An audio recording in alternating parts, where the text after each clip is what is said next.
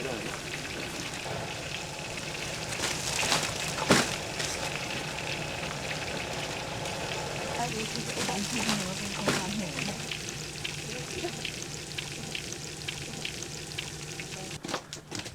밟으면 미끄러지겠다 이게.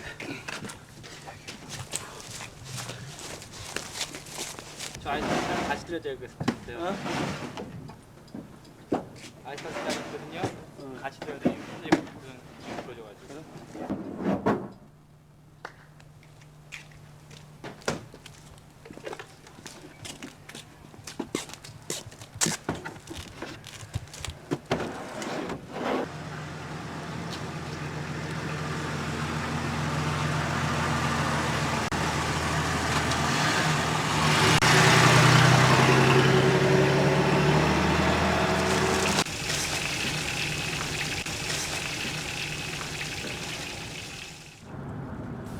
My name is Chris Hwang.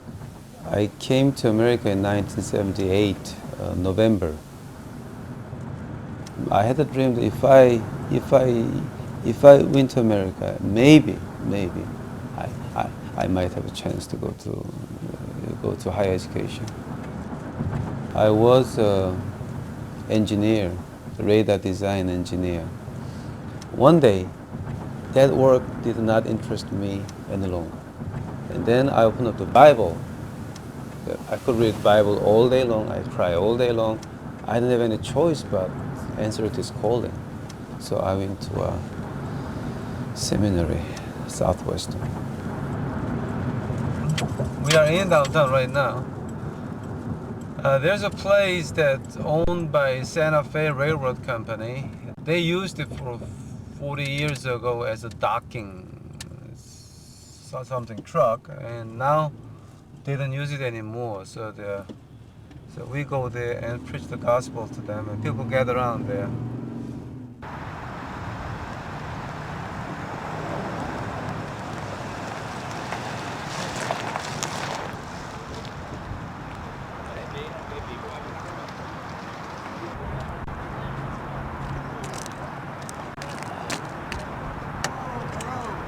Saturday we go out to street corner with about 1,000 pieces of fried chicken with potatoes, salad and corn, soda pop, the jalapenos, pickles, if you can provide bread, clothing, and other stuff.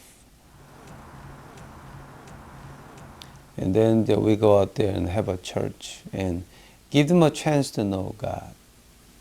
Give them a chance to respond to the good news of Jesus Christ. And then we have a wonderful meal. They eat better than my children eat in home. Spanish people call me a coffee man because they like the coffee and donut in the morning that they have. But the black people call me a chicken man because they like the chicken that I bring to them. I believe when I look at the homeless people, I couldn't stop thinking about them. I couldn't stop loving them. They are always in my heart. Smell doesn't matter, looks doesn't matter. Somehow, when I look at them, I look at my young days, like when I was homeless for 12 months in Korea. When I look at them, I saw the loneliness that I had when I was a little boy. When I look at them, I look at me, my old me that was very hungry in the street corner. If you're not hungry before, you don't know the feelings of it. Tolstoy says in the book, if you don't eat your bread with the tears, you don't understand the life, not even the beginning of it. When I look at them, I understand where they are, what they go through, and what they need. When God called some people a big church's pastor, he understands the people's pain. but my calling is that when I look at the homeless people, I couldn't stop thinking about them. He is the mighty King, Master of everything.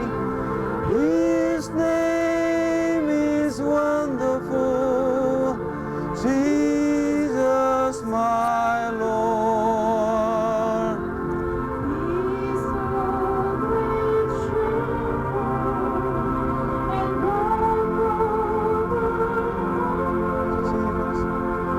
Almighty God is He.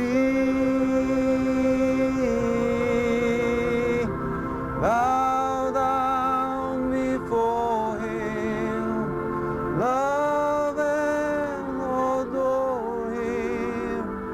His name is wonderful, Jesus my Lord. Many people wonders how I do this and how I support myself and where those big money comes from. As you can see, 1,000 pieces of chicken every week, and coffee and donuts, my gas. If you calculated all that, it cost me $2 a week. 6 years and 5 months, where does it come from? That has been a big question to many people out there. But one thing I can tell you right now, when I start this mission, I pray to God, I say, God, if this is your will, I will not write any letter to anybody. I will not tell anybody, help. Up to this point, I have never written a letter to anyone to help. I never shout anybody a help. God brought His businessmen to us, and most of them, they don't even want tax break at the end of the year. They said, we want to give this with a pure heart. How does my wife think about this mission? Let me tell the story, right? 1993 October, we had $50 in our checking account. That's all we had. From the $50, I stole $20 from it. I bought coffee and the bread, and I went out to street corner. That evening, I actually knelt down before my wife. You can ask my wife.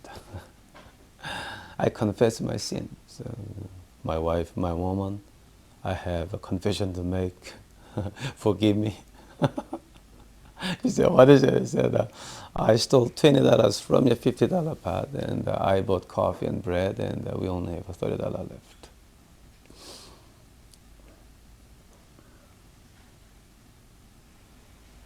She dropped her head for 5 minutes, didn't say anything. Nothing. 5 minutes later, she looked into my eyes and said, what you are doing is what God asked of you. So keep doing that, and do not worry about house bills or whatever. That's my job that God gave me. Now, that's the woman that I live with. From this corner, I calculated once about 5.5 years ago. I calculated, okay? Every month, from this work corner, $60,000 worth of a crack cocaine goes out. I mean the dopes and the cocaine and the opium, shootouts and stuff, okay? Total about $60,000 a month. Do you know how much money they spend in that building for 1 month? Double it or triple it. Because we buy dime quarterback there, but when they buy $10,000 worth. I mean, kilos, man, kilos. Nothing over here. Hey, We all have a sinful nature.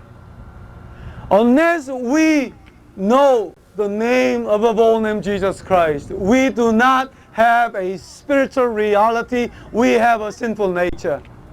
Just you happen to be here, they happen to be there. No difference. They go to bathroom, we go to bathroom. Ain't nobody holy in this world. Churches. It is necessary to have a big building, big program, big missionary, big everything. It's okay. But how about the people in our backyard try to live right? Is there any room for them to come into church and be revived? Churches, I pray that they create some room for those people, ex-criminal, ex-drug pushers, ex-prostitute, ex-pimp. I really pray that church just open up a little room for them so that they can be hidden in that place called church. I used to go out at night and walk around the downtown with the Bible with my hands because I wanted to understand how homeless people are. Otherwise, I mean, if you don't walk around at night and live with them at night, you really don't understand what homeless people is and what they are. No.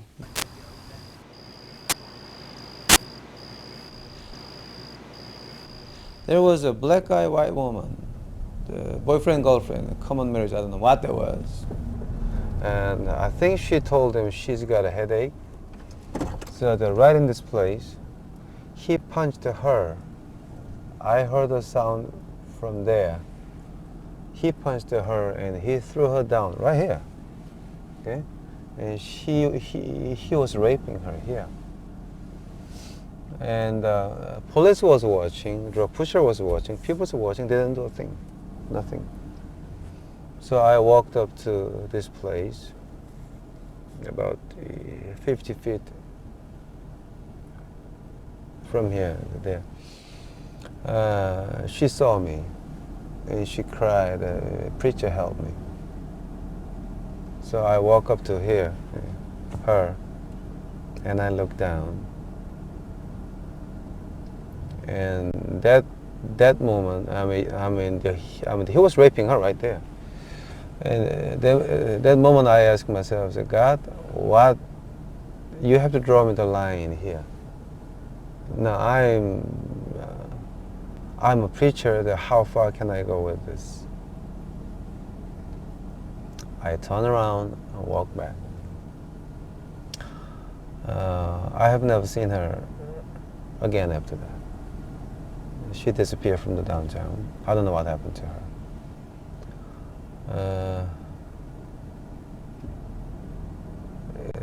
That's gonna bother me the rest of my life.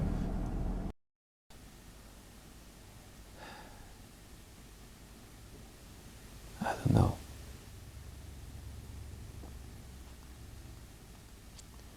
Sometimes I wish that God come down from the heaven and told me, this is as far as you could go.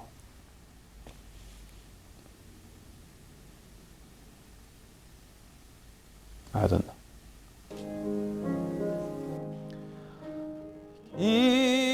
인내하신 구세주여 내 말 들으사 죄인 오라 하실 때에 날 부르소서. 주여 주여 내 말 들으사 죄인 오라 하실 때에 날 부르소서.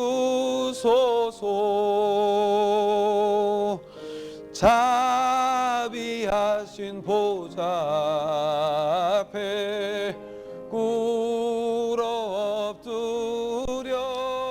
My personal prayer is that I want to die in the street corner. This is God's calling. This is what I truly enjoy. Truly enjoy. A lot of people think that, that poor preacher go out there, give everything he's got. No. People don't understand this. When I go out there, I get everything from them.